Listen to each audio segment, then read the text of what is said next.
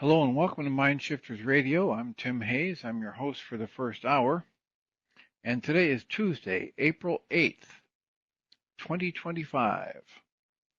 As always, we're grateful to everyone who's joining us here today, whether you're listening live or through the archives, as we spend another couple of hours teaching and supporting people in using some of the most powerful, effective, efficient, and accessible tools I've ever encountered.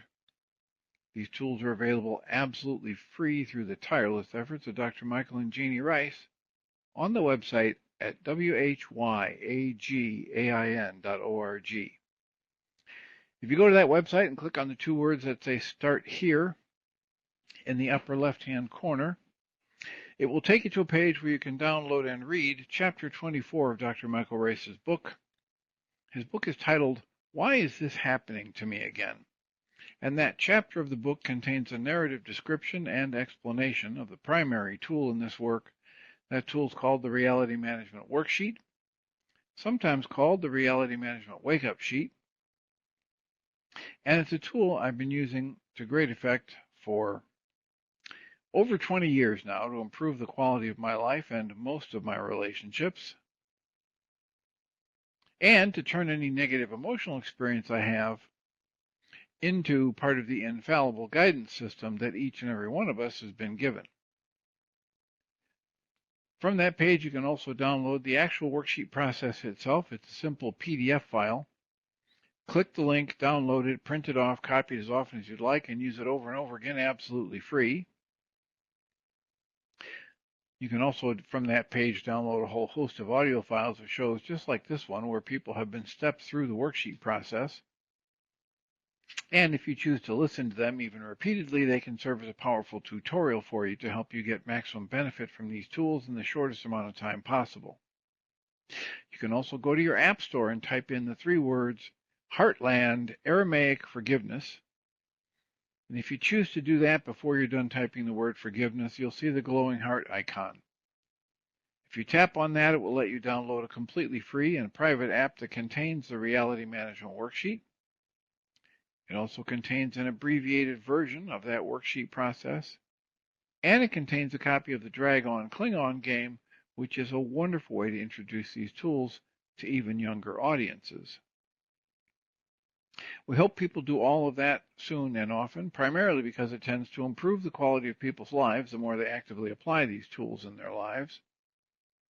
And secondarily, because it tends to prompt comments, questions, answers, and testimonials. If you have any of those to share with us, we'd greatly appreciate you doing so. You can email me at tjh@mindshifters-academy.org, or you can email Jeanie at jeanie@whyagain.org. That's whyagain.org.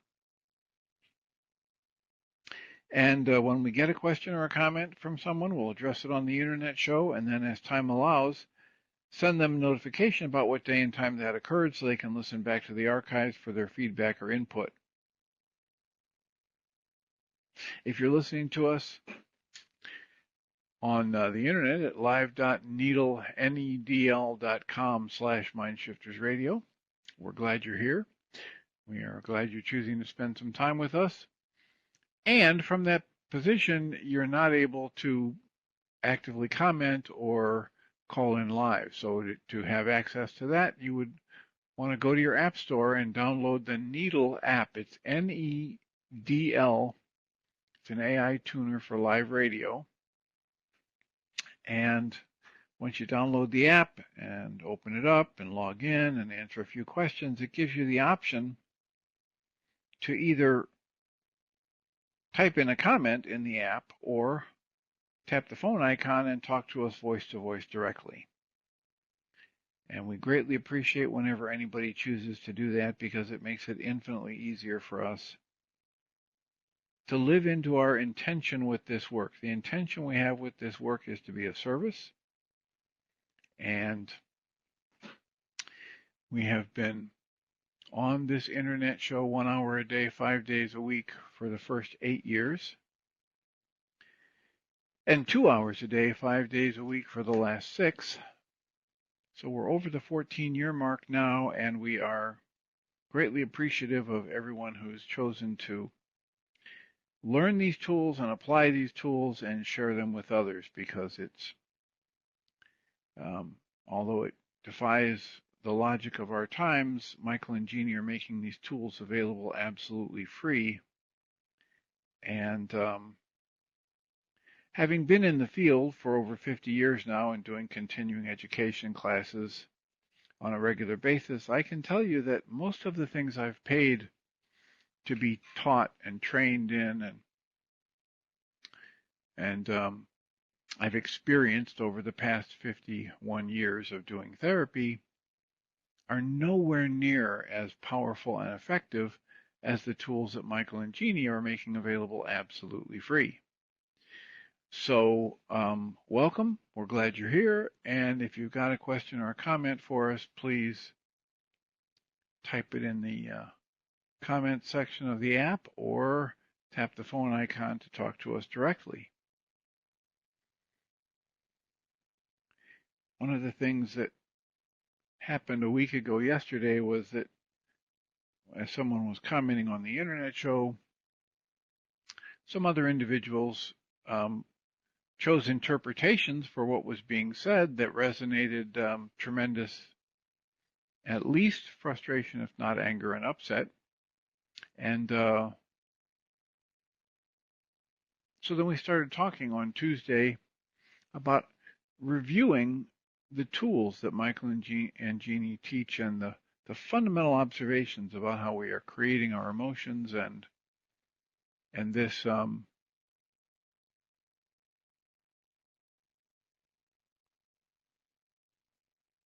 I just got a comment from Susan Bingham saying, might we want to read the yes code?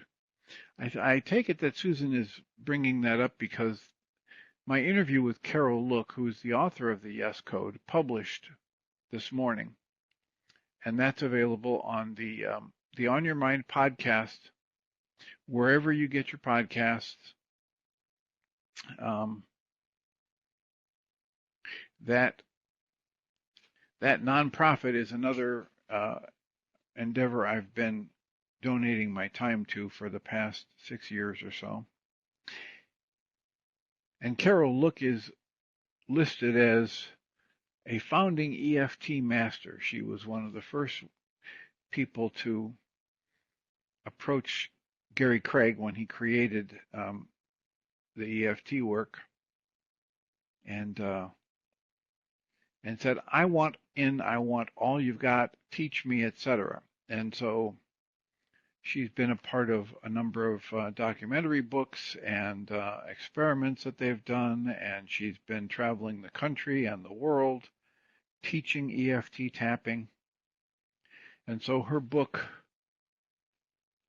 which just came out near the end of last year, is titled The Yes Code. The subtitle is Transforming Sabotage into Success. And she was kind enough to send me a copy of that book, and I got to read it before the interview, and I hope that people enjoy the interview as much as I enjoyed connecting with somebody who's been doing the work, not quite as long as I have, but for plenty of years, and has seen the transformative power of people applying good tools. And the EFT tapping is, in my eyes, and a very good tool, just like Michael and Jeanie's Reality Management Worksheet and the targeted journaling of the that Michael calls the Mind Shifter tool. All of these things are powerful, effective, efficient tools. So thanks for that comment, Susan. I was talking about how after people were upset and chose to believe that they were upset by what was going on in the internet show a week ago yesterday. On Tuesday, we spent time talking about an overview of the work, and on Wednesday, we started talking about the book by Lisa Feldman Barrett, I believe is her name. Yeah, Lisa Feldman Barrett. The book is titled How Emotions Are Made. And the more I engage with that book, the more um, I think Lisa is very bright and very rigorous in her scientific efforts. And she's committed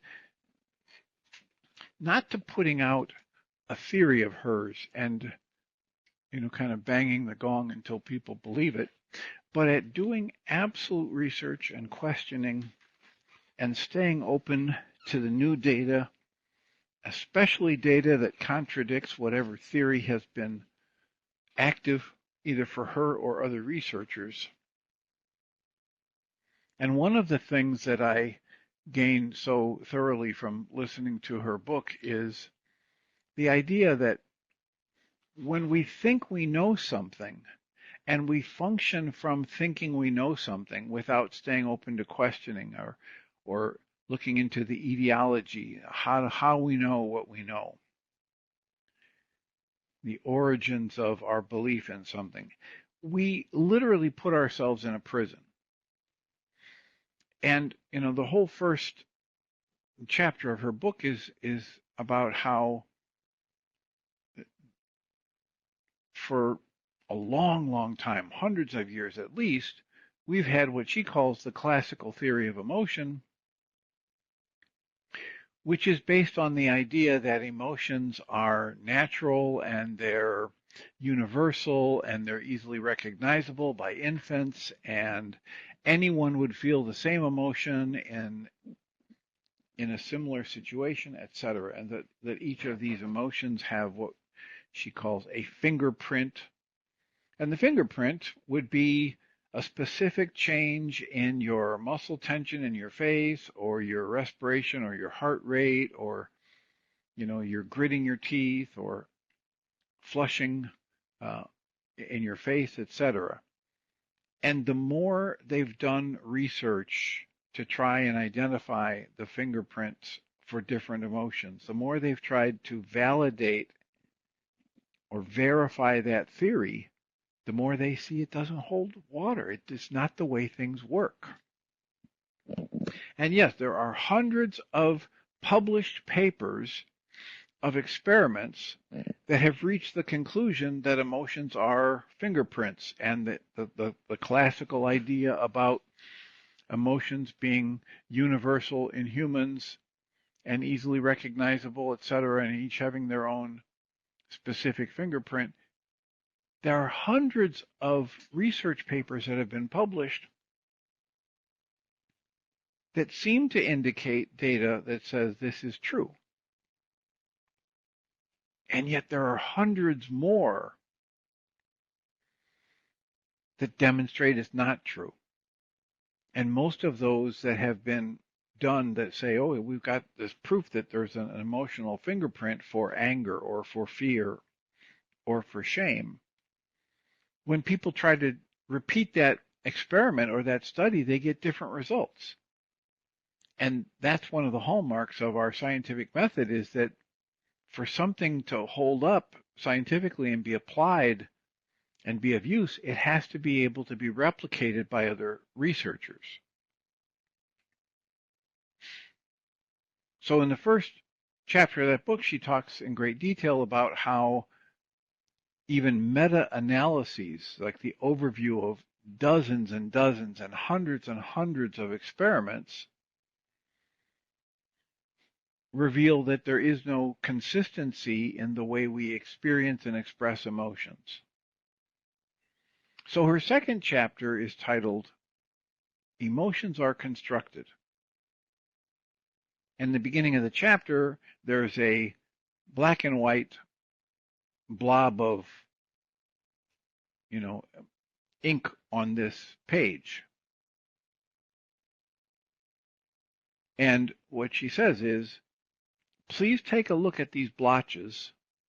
And if this is your first time viewing these blobs, your brain is working hard to make sense of them. Neurons in your visual cortex are processing the lines and the edges. Your amygdala is firing rapidly because the input is novel. Other brain regions are shifting through your past experiences to determine if you've encountered anything like this before, input like this before. And these different parts of your brain are conversing with your body to prepare it, as best it can, for an as yet undetermined action. Most likely, you are in a state called experiential blindness. And experiential blindness refers to, I don't have any experience like this to compare this to, so I'm flying blind.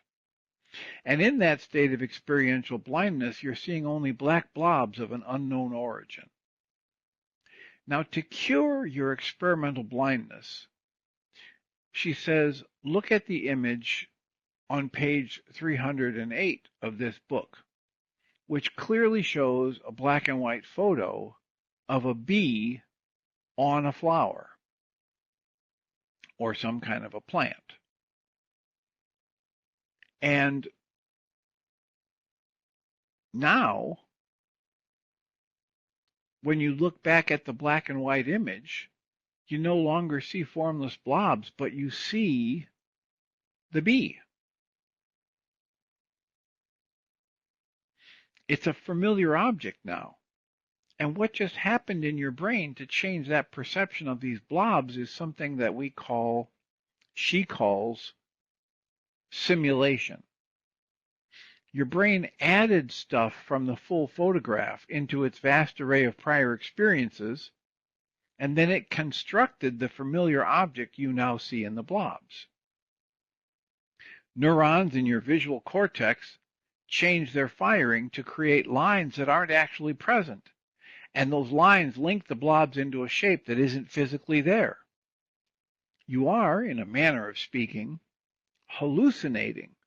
And this isn't the scary, I better get to the hospital kind of hallucination, but it's the everyday way we hallucinate. My brain is built to work like this kind of hallucination. And this is what we talk about when we recommend that people watch the videos by Anil Seth on YouTube, ANILSETH.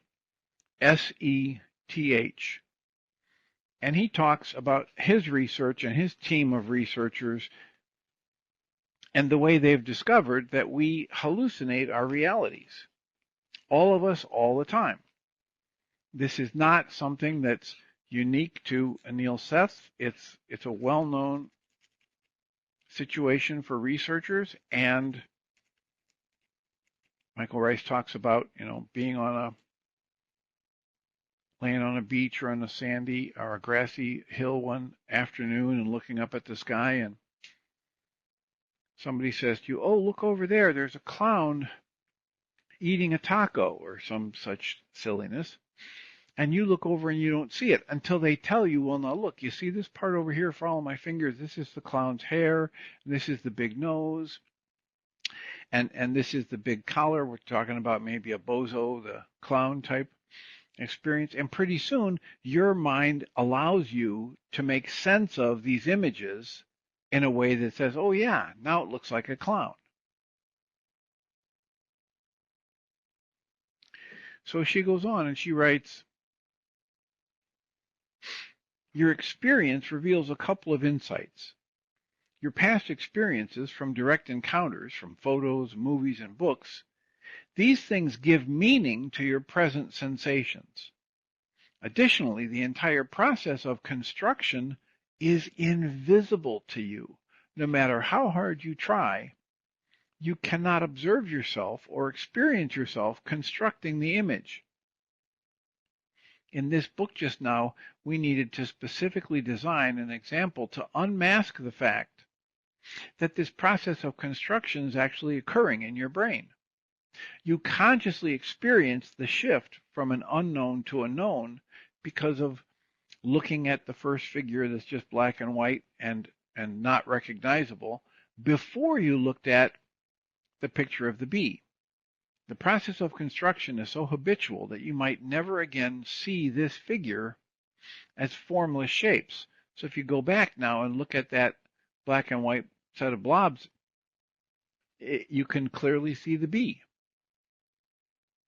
Even if you try hard to unsee it, even if you're trying to recapture experiential blindness, it probably won't work.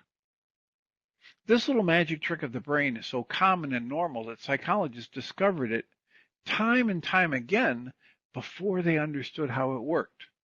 Currently, we call it simulation, which means that your brain changed the firing of its own sensory neurons in the absence of incoming sensory input. Simulation can be visual, as with our picture, or it can involve your other senses. Have you ever had a song playing in your head that you can't get rid of? That would be what we call an audio hallucination. And it's also a product of this process of simulation. Think of the last time someone handed you a red, juicy apple. You reached out for it, you took a bite, and experienced the tart flavor. During those moments, neurons were firing in the sensory and motor regions of your brain. Motor neurons fired to produce your movements, and sensory neurons fired to process your sensations of the apple. Its red color, blush of green, smoothness against your hand, crisp floral scent, the audible crunch when you bit into it, its tangy taste with a hint of sweetness. Meanwhile, other neurons made your mouth water to release enzymes to begin digestion. It released cortisol to prepare your body to metabolize the sugars in the apple, and perhaps made your stomach churn a bit. Now here's the cool thing. Just now, as you heard me reading this description and the word apple, your brain responded to a certain extent as if an apple were actually present in front of you. Your brain combined its bits and pieces of knowledge of previous apples you've seen and tasted, and it changed the firing of neurons in your sensory and motor regions to construct a mental instance of the concept we call apple. Your brain simulated a non-existent apple using sensory and motor neurons. Simulation happens as quickly and automatically as a heartbeat. And we're doing this all the time, all day, every day. And it's either allowing us to see and feel and predict things, and or it's blinding us to things and possibilities because it's unrecognizable or because we have no previous experience with it. I remember when I first started this work over 20 years ago with Dr. Ryce, he would talk about people getting triggered to upset, and then someone would say to them, well, you're angry. And the person would say, I'm not angry. And the person would actually mean, I'm not angry. And then the argument would continue. Michael Ryce would step in and say, well, what you're really saying is that if your tone of voice changed this way, if your volume increased this way, if your face looked that way, it would mean you are angry. Is it true that you're actually angry? I don't know. But the point of this study is, and this book, or How Emotions Are Made by Lisa Feldman Barrett, is that the research really validates that approach from Dr. Michael Ryce, that some people, when they're angry, they cry. Some people, when they're angry, they blast vocally loud, angry outbursts. Some people, when they're angry, they feel like hitting something but don't. Other people actually hit or throw something. Some people do a slow burn. Some people go into this process of, a lot of people call it passive-aggressive response. We do not all experience emotions the same way. What emotions are is this very complex web of interactions of our thoughts, our past experiences, our physiology, and our internal proprioceptive sense. So this is how people were listening to the show a week ago yesterday, and some people didn't type any comments at all, and some people typed angry swear word comments, and other people said, "Why are you swearing? I don't understand it." And so each of us, all day, every day, are creating our experience of life.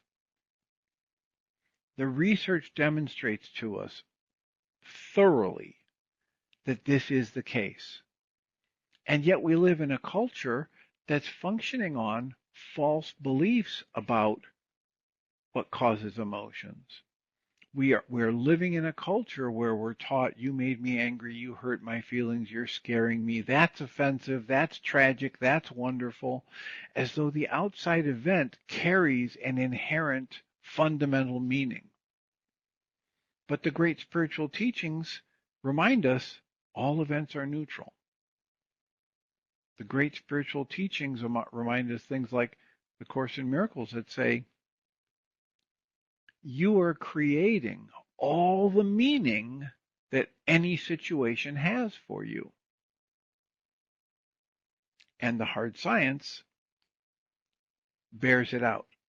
The hard science and scientists like Lisa Feldman Barrett also validate that a lot of our things that we call science are not really valid. It's a lot of over assuming that there's a cause and effect relationship when we've simply discovered a correlation. She goes into in the first chapter in great detail talking about different research that she went to replicate and she couldn't replicate it. And then she went to study, okay, am I doing something wrong? She first assumed that there was something wrong with her and the way she carried out the study. But eventually over time, when that, checking and triple checking, and she wasn't doing anything wrong, then she had to back up and look at, okay, so what were the assumptions that might have been contaminating the researchers as they did their first bit of research on this? There's a famous line that says, the outcome of any research project that's destined to be published in a peer-reviewed study, the outcome of any research is mostly determined by who's paying for the research. Now, of course, from a purely scientific perspective, this is corruption.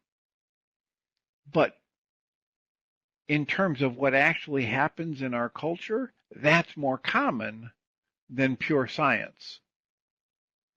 So it's really good to be a wide awake, questioning observer and consumer, even of what they call science. And the way Lisa Feldman Barrett talks about these things and raises questions really resonates well with me, because she's not saying, look, this is just the way it is. It's just, she doesn't quite say these words, but she takes a position more similar to what I have tried to do for years, which is to say, well, this is what I think I know now based on everything I've experienced and read and studied. But it's just a snapshot, and it's subject to change. It's subject to learning. It's subject to expansion. And it might be like, I like to use the example of the Newtonian physics. Newton, the story is he was sitting under an apple tree and an apple fell on his head, and all of a sudden he discovered gravity and then started researching what is this force that makes things fall to the earth, etc.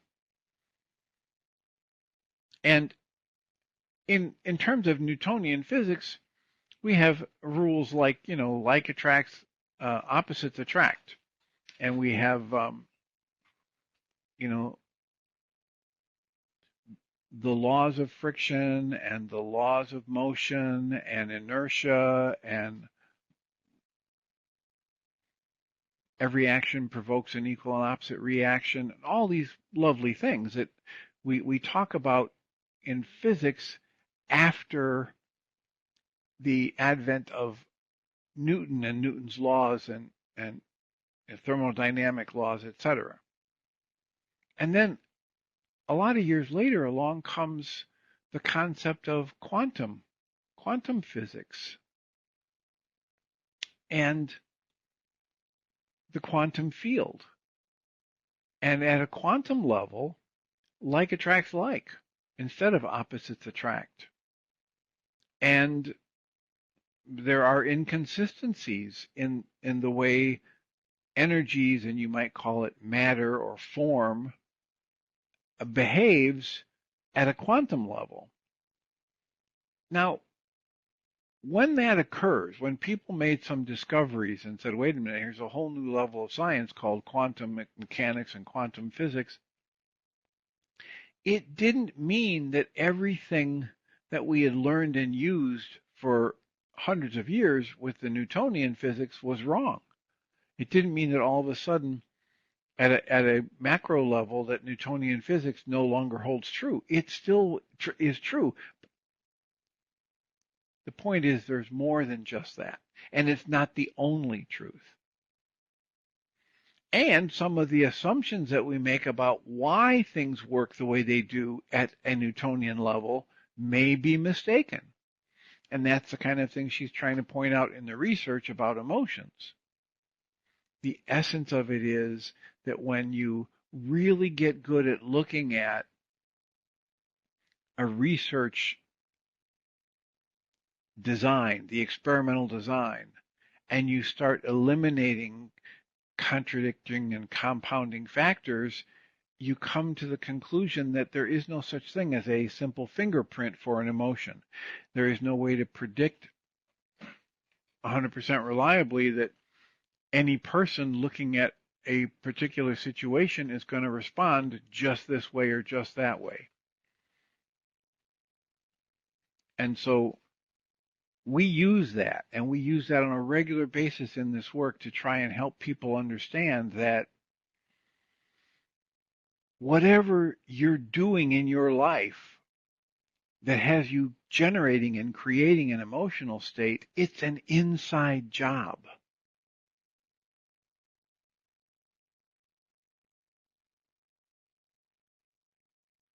Lisa Feldman Barrett talks about how the discovery of this process of simulation in the late 1990s ushered in a new era of psychology and neuroscience. She said scientific evidence shows that we see, hear, touch, taste, and smell, and all of that is largely just simulations of the world, not to it.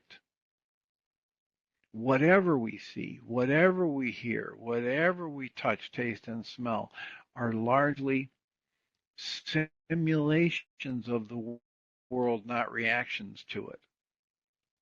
Well, as soon as I read that sentence, I flash on Dr. Michael Ryce's Codependence to Interdependence workshop, where he draws stick figures. And he starts with just two stick figures, one at the top and one at the bottom. And one is you and one is somebody that you're attracted to. And then to the right of it, he draws two more stick figures. And he says, so there's you as you think about yourself, and then there's you as you try to be to please the other person. And then also inside of you, there is this image you have of your power person and your relationship to them. And then it goes on. And he talks about image substitution. And that's exactly what they're talking about here. We are simulating what we experience. It's not that we're accurately perceiving the world around us. If we're lucky, we get close a lot. And if we're really lucky, we get surrounded by other people who agree with our simulations and our best guesses about how the world works and who's around us and whether or not that's a good person or a not so good person for us to be engaging with. And yet the whole dynamic that Michael Ryce draws out about the codependence and the image we have in our head about somebody and how they're trying to be what they think we would be attracted to, and we're trying to be what we think they would be attracted to, and then we're trying to avoid being like what our power person was, and they're trying to avoid being what their power person was, and I'm trying to avoid hooking up with anybody who's like my power person, and whoever I'm attracted to, he or she is trying to avoid hooking up with someone that's like their power person, and yet inevitably one of us is going to say or do something that the other one hears or sees as though it were that one of their power person behaviors that they absolutely hated. And if that happens enough times, Dr. Michael Ryce says, then there becomes this image substitution. And in my mind, instead of seeing this loving partner that I adored and was so attracted to, somewhere down the line, the image gets substituted. Now I look at that person and all I see is my power person or a power person knockoff. This is what simulation allows us to do. Or you might say, actually does for us, as she says, I just read, and that we're blind to. It happens within a heartbeat, and we are not able to see it happening.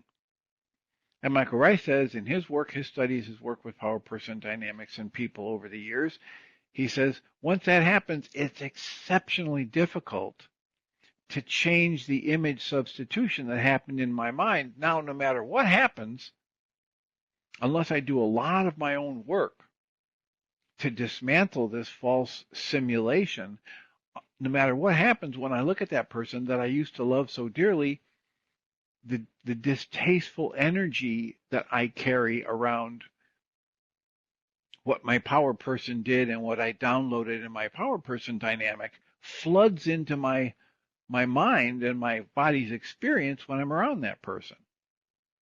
And that's why it's so important for those who wish to do so, to dismantle that, to learn some system. Maybe you like Dr. Michael Ryce's system, maybe somebody else's, but to learn a system that helps you identify where your past is coloring your current present perception and dismantle the loaded emotion,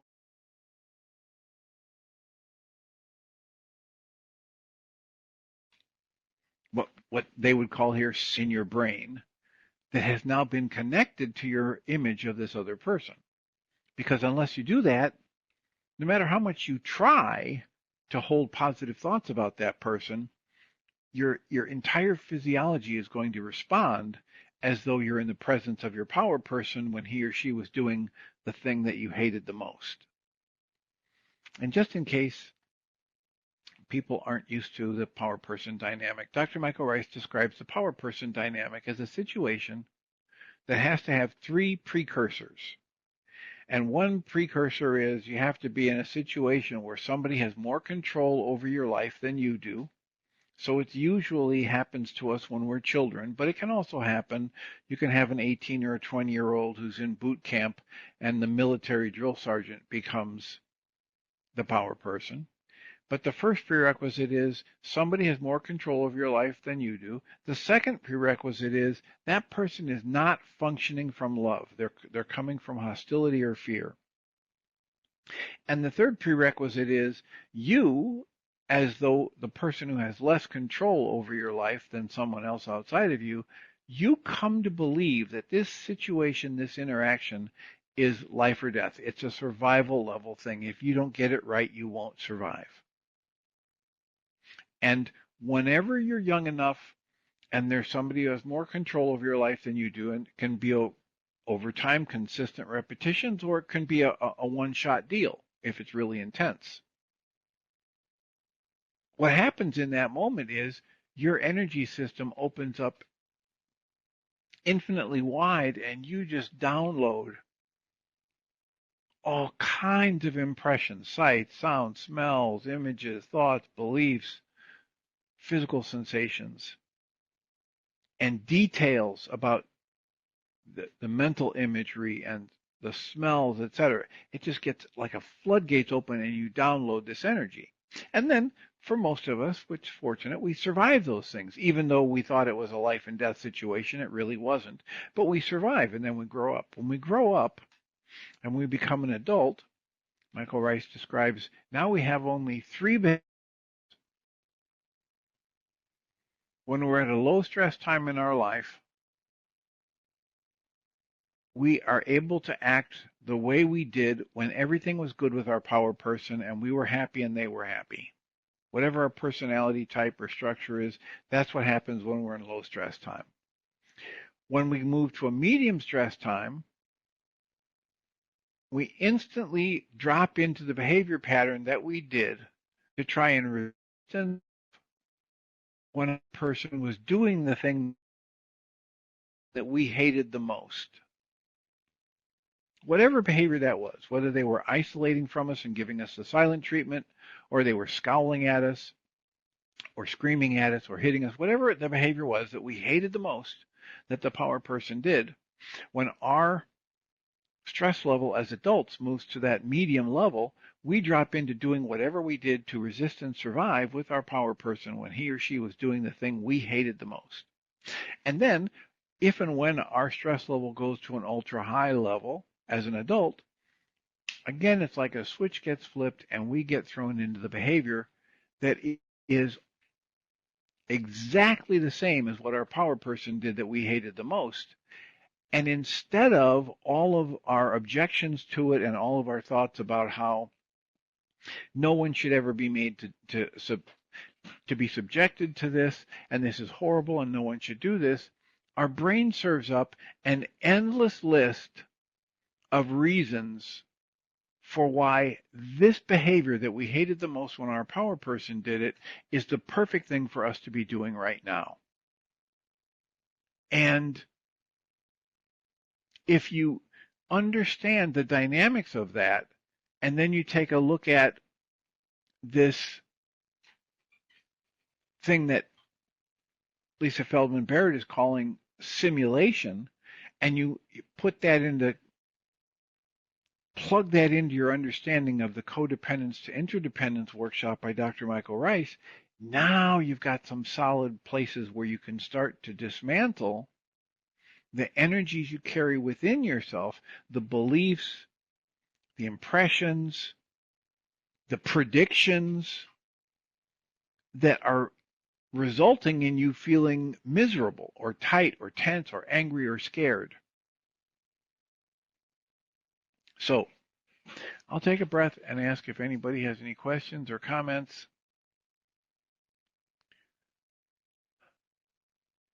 Joe said, thanks, Tim. I don't know what he's thanking me for, but he said that, and now he's no longer listening. So we have plenty of time for a comment or a question. Is this making sense? Does it seem like I'm jumping around, or is it starting to build for you, this idea of moving from reading the book A Walk in the Physical back to the book about how we make our own emotions and the secret life of our brain, so to speak? And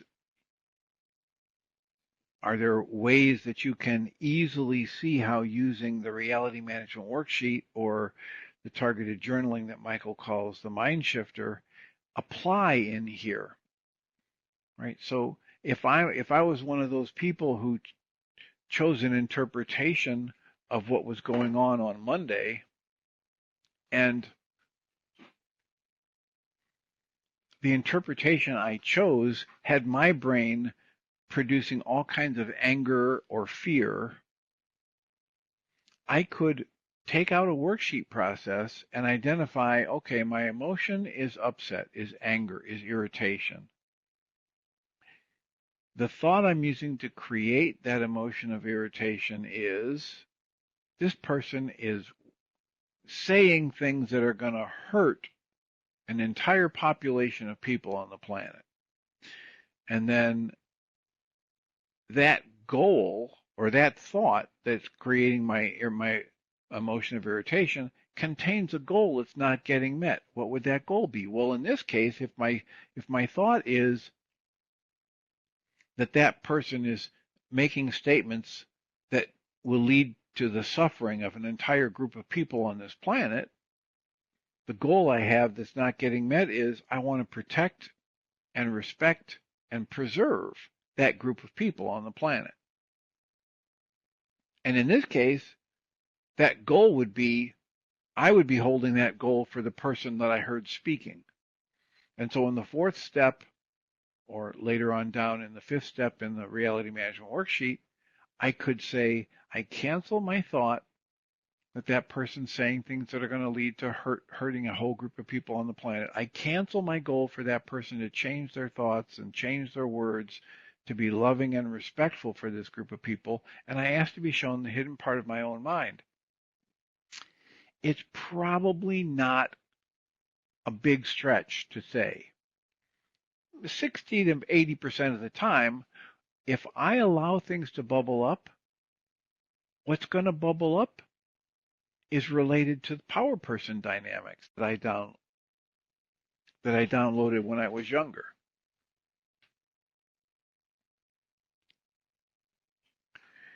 And my phone just made a weird noise, and so I need to ask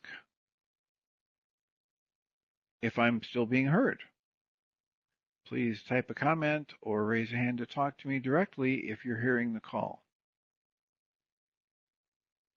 Brett, 3 minutes ago, types the comment, what is the way out of everything triggering that? Well, I got it. Thank you. So the answer to the way out of everything triggering that is, thank you, people are saying they're hearing me, so I'm just going back to the explanation, is using the worksheet process to say, look, if I'm in anger, if I'm in fear, if I'm in sadness, if I'm in hurt, if I'm in the thoughts of shame or guilt, that's my alarm system trying to tell me that I'm creating something that's not going to help me perceive accurately. You know, at the level of physical survival, this idea that I need to survive and I need to protect my physical body and I might generate rage at something that I think is the source of my pain, that functions pretty well and helps me stay physically alive. But that system, one way to talk about it is that that system was never intended to be applied to our thought and personal relationship dynamics, because it's rare, if it ever happens at all, that emotional pain leads to death, or that someone saying or doing something that we don't like is actually threatening to us in any way, other than how we can create a perception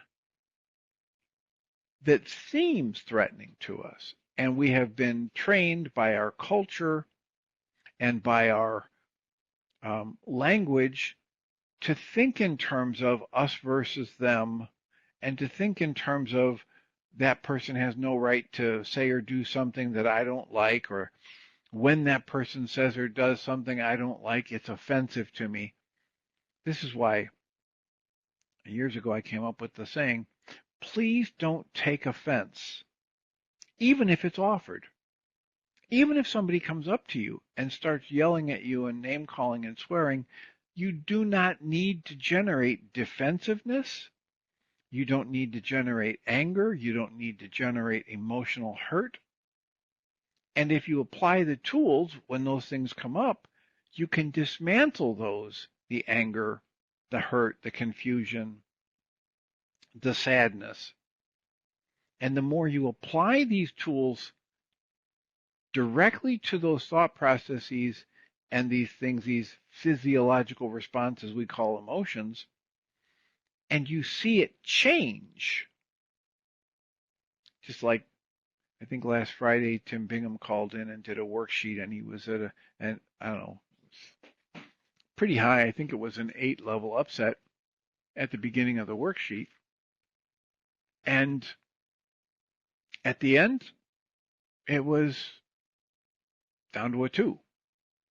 So the more he looks at a worksheet process like that, and the more he does those kinds of worksheets on various issues, the more he demonstrates to himself in a very tangible way, very practical way, that he's the one creating his emotional responses.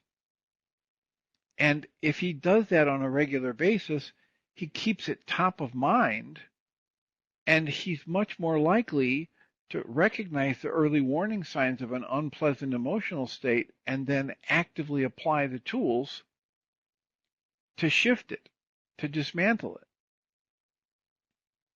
The more any of us do that in our lives, the more empowered we feel. The more my personal experience has been that these days I spend the tiniest fraction of my life energy in the negative emotional states compared to what I did before I learned these tools and actively began applying them in my life. And that's what we're offering for everybody who's listening, or everybody who attends the support group, or anybody who's ever attended any of Dr. Michael Ryce's seminars or workshops. The goal is to empower us to understand what clarity we can get from really good research and personal experimentation. I consider it an experiment every time I pull up a reality management worksheet. And I talk to people about this and I say, please don't pull up a worksheet with expectations for how you're going to feel after you're done. Because there's nothing in the worksheet that guarantees you're going to end up happy after it's over. Because your happiness, sadness, frustration, guilt, shame, etc., isn't created by the worksheet process any more than it's created by the people outside and around you.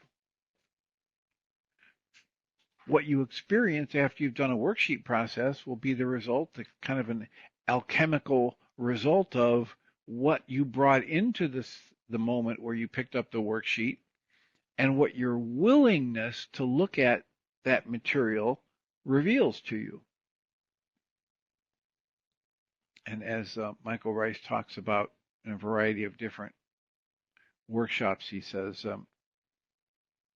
willingness is the cosmic grease. And I've been to his intensive center, and I've witnessed people yelling and screaming and pounding their fists on their legs, telling Michael that they're really willing, but it's not working. And I've been around with those people where they finally let go of the thought process that had them generating so much upset, and they would look back and chuckle at how they would yell and scream at somebody about how willing they are. And then gradually over time, they soften into the actual state of willingness, which is a release, which is allowance and surrender. It's what the Way of Mastery lists in the lesson 5, where it talks about the keys to the kingdom: desire, intention, allowance, surrender, and humility. There's nothing in that book, any of those great spiritual teachings, about forcing things to come out the way you want. There's a lot in the great spiritual teachings about learning to allow and surrender and ask to be taught by life as it unfolds. And in that way, you expand your experience base, you expand your awareness that your true nature can't be chipped, dented, rusted, faded, or broken in any way, that nothing is really lost if somebody comes up to you and says, I hate you, or you're ugly, or you're all wrong on this, that, or the other issue, that there's nothing truly lost in your life inherently, automatically, whenever somebody holds a contradictory opinion to you. Now, you're completely free at any moment to generate a tremendous amount of upset when you think it's a bad thing that somebody holds a different opinion than you, but it's not being caused outside of you. There's nothing in the external dynamic that's bringing it up in you. Your upset is only, always, and forever caused by the interpretations you choose and place on what you call your life events, what your senses seem to be presenting to you about the flow of life. And as Lisa Feldman Barrett was talking about in this work, if it's truly a new, novel situation, you will have experiential blindness. You won't be able to make sense of things in their actuality if you've never encountered anything like that before.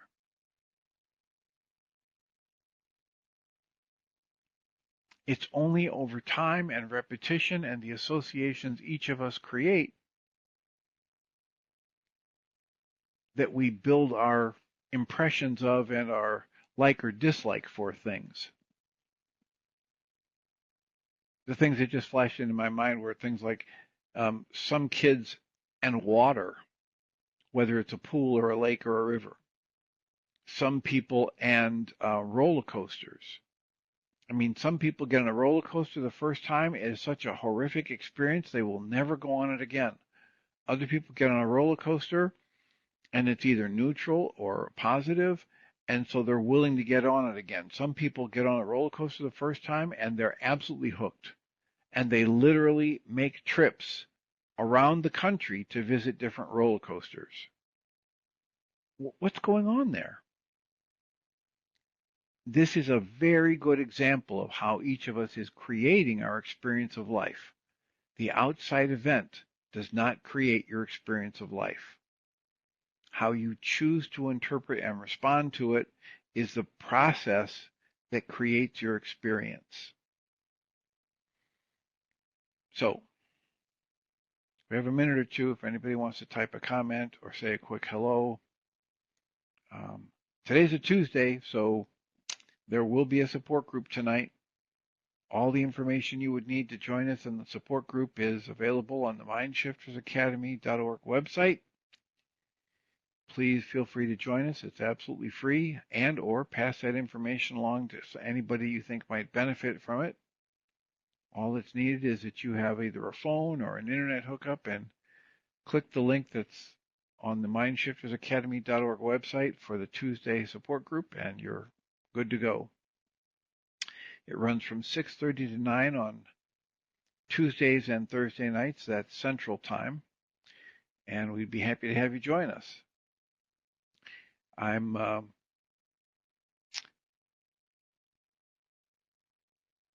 think I would mention that Guy Finley has sent out an email saying that this year his talks in the Pines in Oregon is the last opportunity to join him in Oregon at his Life of Learning Center in Merlin, Oregon, because he'll be traveling. He'll be moving to Florida after this.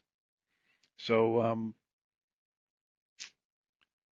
please remember that we come from love. We're made of the stuff we call love. We actually are love, and everything else is false. And click back on to hear Michael and Jeanie live in a few minutes. Blessings.